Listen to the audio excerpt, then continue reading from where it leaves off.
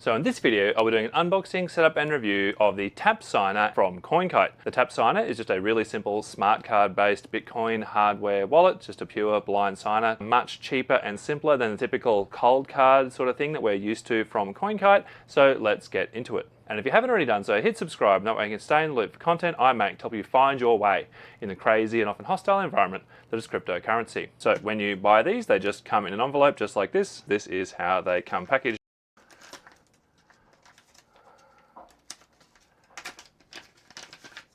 And all it is the card and an RF blocking sleeve. No other instructions or anything. And because the Tapsigner is basically a mobile first type of offering, I'll just be starting off using a smartphone. So basically going to tapsigner.com/start. So basically the first step wants us to do is download a companion app. So let's just set this up using Nunchuck. So the Nunchuck is installed. So we are in Nunchuck. So let's just say add keys. And let's say we want to add an NFC key. And basically here we can add a Tapsigner. So let's just say that, add Tapsigner, NFC Smartcard. On the next screen, place and hold your card as close as possible. Say continue. Okay, so I'll just put the card under there. Set up NFC key. This NFC key has not been initialized. Do you want to initialize it now? We'll say yes. We can either let this app generate the random chain code or we can set one ourselves. We'll just use the default and say continue. And now we'll set a pin. So the starting pin is written just here.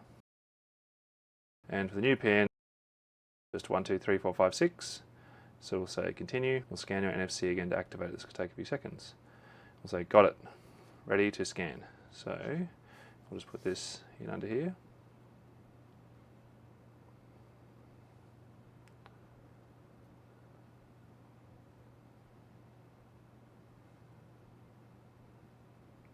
It's also given us an encrypted file, no seed phrase or anything else, just this encrypted backup file, which we will need to use with this backup password that is printed right here. They're saying here, we highly recommend you keep a second copy of the backup password and store it somewhere secure. Actually, that warning is very important because if you lose this card, you will also lose the backup password that goes with it. So again, this backup process is actually quite dangerous in terms of you must make sure you back up a copy of this backup password, because otherwise if you lose this card, you're stuffed. I'll just call this Tapsigner demo and say continue. And there we go. Okay, so if I run health check, that'll basically just check that it can sign a message or something. Yep, there we go. Tapsigner demo is healthy.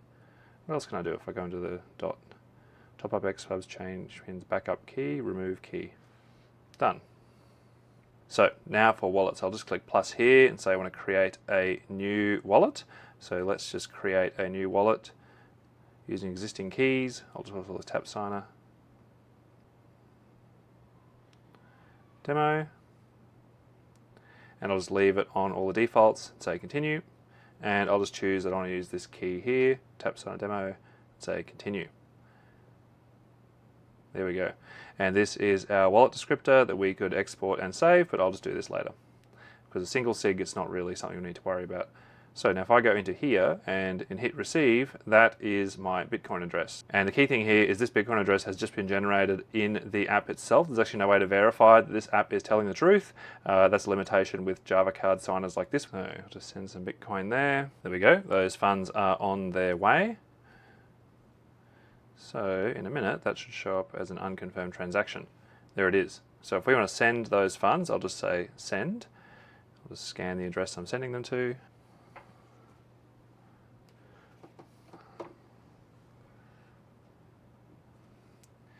I'll just say send all and say continue. I've already got the address for the recipients that I just scanned for a tip wallet. And then I'll just say create transaction. So pending signatures. So I'll just say sign. Now I'll enter in the pin that I set for this before. So it's 1, 2, 3, 4, 5, 6. Say confirm. And now we'll just tap that card. And that's it. It has signed the transaction for us. So now I'll just say broadcast. And that is it. And there we go. So that workflow is typical for a blind signer in that there's no screen on here or 2FA or anything else like that. This card will pretty much just sign whatever Nunchuck passes to it. So we just have to hope that our wallet app is doing the right thing. So that's pretty much how it works on Nunchuck. Very simple device, and if you're using it in single sig, simple device, not a lot of extra security on there, so good for smaller values of funds, just something easy you could keep in your wallet or something like that. So let's just dive a bit deeper, have a quick play with this in Sparrow, and just have a bit of a deep dive into these backups and see what we can pull out of them. Okay, so if I want to use this in Sparrow, I can just say new wallet. We'll just call this Tapsigner. And I'm going to say that I want to, and look, I'll just put this on there, and let's see if I just connect wallet, is it going to show up as a USB device? Yep, there it is. So basically leave your card on reader, just like the others. I can choose different accounts that I want to import, but I'll just say import key store. It's asking me for the pin, 1 2 3 4 5 6. I'll say import key store. There we go. So I'll just say apply. I won't worry about a wallet password. And yeah, that's nice. So we can actually use Sparrow to change the PIN if we want, or I can also use Sparrow to actually download the backup file. It'll be the same file that I downloaded just before. Okay, so I'll just save that. So I'll just put that in there with the other one that I made before, and I'll have a look at them later. And if we go now into transactions, there we go, we can see the 2 transactions that we made before. And the process for sending and receiving funds is really quick and straightforward, so I'll just demo that while we're here. There we go, so I've just sent some more Bitcoin there. There we go, so those funds have arrived. And then to make a transaction, I'll just send that back to my tip wallet. I'll just send max. And let's just say create transaction, finalize for signing. And if I click sign, there we go. So the card is on the reader, that's all happy. So I'll click sign, it'll prompt me for the PIN.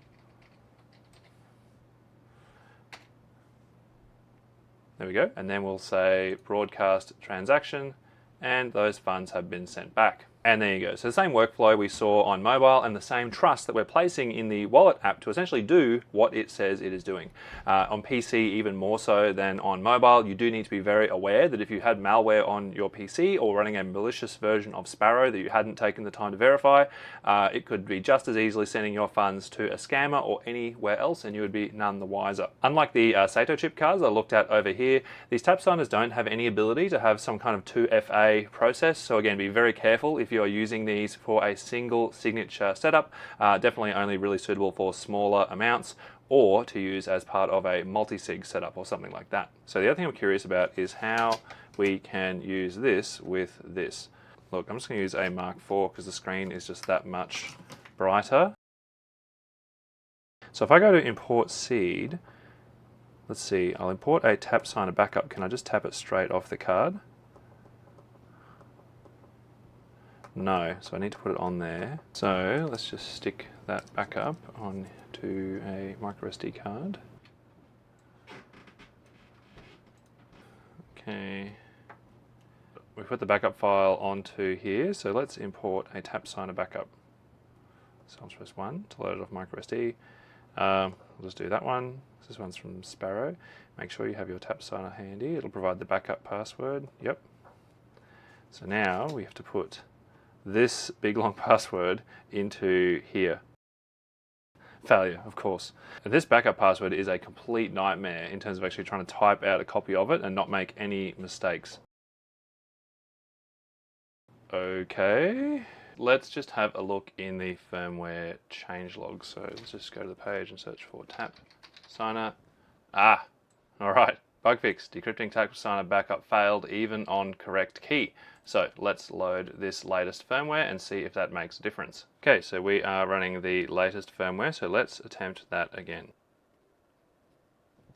Ah, okay, there we go, that did work. So that has successfully loaded the backup from this card onto the ColdCard. Latest firmware fixed it, that's good to know, but also realizing while doing that, there's actually no way to factory reset these at all. So basically, if you forget the PIN for these devices, or if you compromise your backup in some way, they are totally useless forever. One-time throwaway cards, not reusable at all. Let's try it on a computer. All right, so we can actually just decrypt this using OpenSSL. So let's just give that a crack. All right, so this is the command that I want to use. I'm just going to edit this a bit just to work on my system. So instead of OpenSSL, I'll just put the full path to OpenSSL just because I have it installed but haven't added it to my path on my system. I run through the OpenSSL that I installed in this Crux video over here. So I'll put the backup key on the card and just type that in. And I'll put in the path to the very first file that I downloaded off it using Nunchuck. And let's see.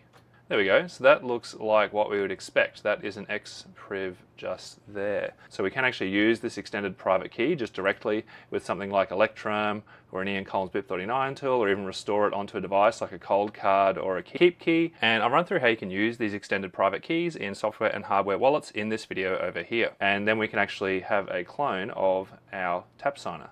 So if I go back into Sparrow, the thing I'm really curious about is whether this is signing deterministically. There we go. So that is that. Now if I sign that again with the same card, I should get the same output if we're signing deterministically. I should really write these down and keep track of it. So let's just sign again.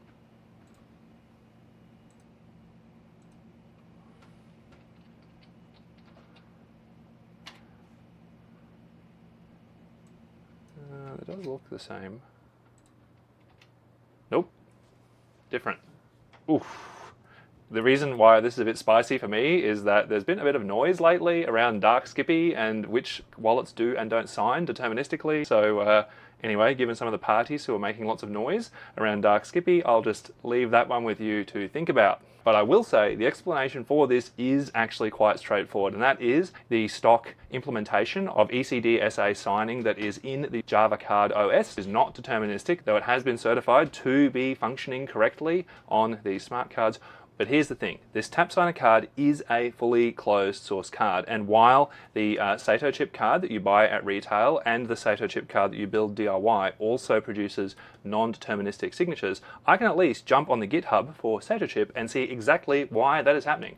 So the explanation I just gave you as to why the Tapsigner is producing non-deterministic signatures is purely me speculating as to what ColdCard have actually done when they implemented this. So the best you can say with a closed source signer that does not sign deterministically is it's probably fine, and I'll leave you with that. All right, summary time. So the Tapsigner is an interesting device for a number of reasons, not all of them being good. On one hand, the setup and signing workflow on something like Nunchuck is very straightforward, but then you couple that with a backup scheme that frankly I do think is dangerous and very easy to mess up, making it entirely unsuitable for newbies and really not great to use for a single signature option either.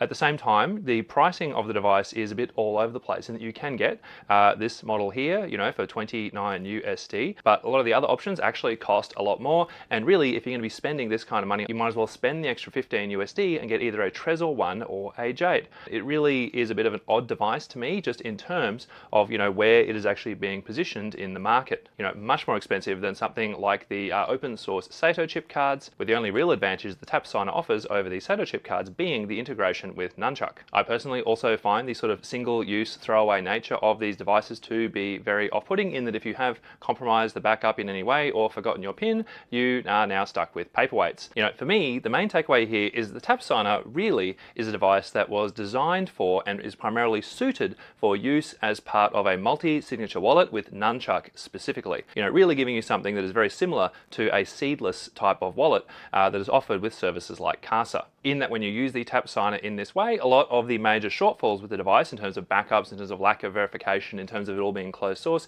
really matter a lot less. So again, it seems like a device purpose designed for multi-sig. And it seems to me the only real reason why you would use this as a primary single signature Bitcoin device is because you're someone who wants to support ColdCard as a brand or something like that. Because in most situations, a hot wallet on your phone using something like Blue Wallet is really going to provide you with a comparable level of security. I've also added the Tapsigner to my hardware wallet feature comparison page, and you can see that it does score quite poorly, mostly due to it being fully closed source, not supporting any BIP39 functionality or anything like that.